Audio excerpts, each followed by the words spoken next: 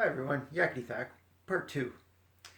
So, part of the amazement that I get with the language study is the next time you see somebody, if you talk to as many people as I do, you don't remember who you've spoken to usually.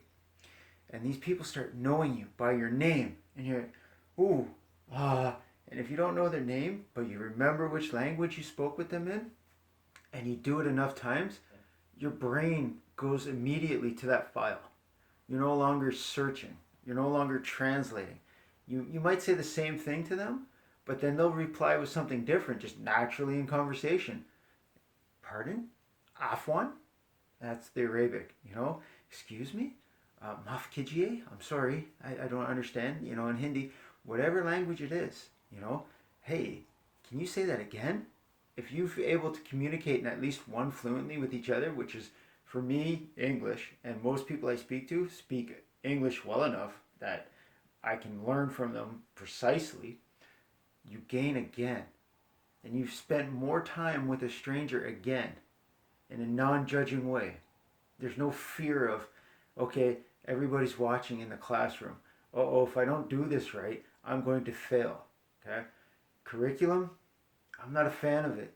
I'm not necessarily saying that my methods and ideas here are better for mass education, but it really is toilet training at gunpoint. You force people to go somewhere because sometimes they don't want to learn French that day, or German, or Spanish, or history, or go to gym class. They might every other day of the week, but that day they don't want to go. So if you're going to engage in the study of anything and you don't want to do it, some people will say, well, you should do it because it'll reinforce the habit. I don't know. It's up to you. I really don't think it's wise to force yourself to do something just because you always have. If you really don't want to do it that day, you're going to as quickly just go through the motions, and once it's done, good. Okay, I'm going to go eat this candy bar now, or drink this coffee, or go watch TV, and forget about it because the fun is gone. For me, once it's no longer fun, you put it away. And then you go on to something else. So again, for me, I can't help myself. I'm addicted now. If I'm not having fun in practicing my Gujarati writing, then I'm going to, okay, let's look at Korean today. Let's look at the Japanese today. I haven't written Khmer in a long time. It's a very difficult language. I don't see many native speakers, but if I do, I'll be that much more prepared. And it's just a challenge. Even if you spend 5 minutes on a video that you've watched before and recite with them that video and read along or whatever it is. It'll help you recall those pronunciations.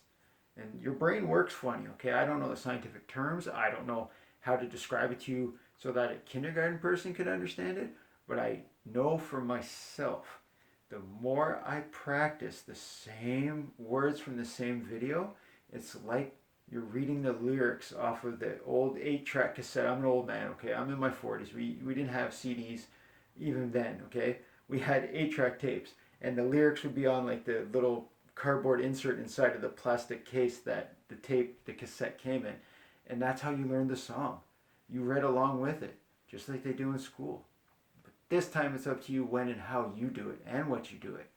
For me, I can sing all of If You're Happy and You Know It in 14 languages, and I'm currently working on 3 other ones.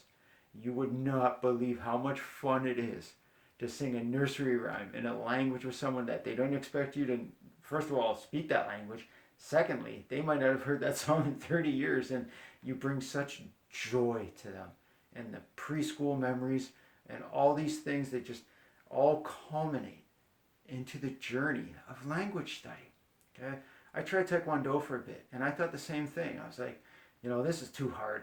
I'll never be able to kick and break a board because I joined an advanced class, and I never went back. And here's a word for you in English. It's a chagrin feeling.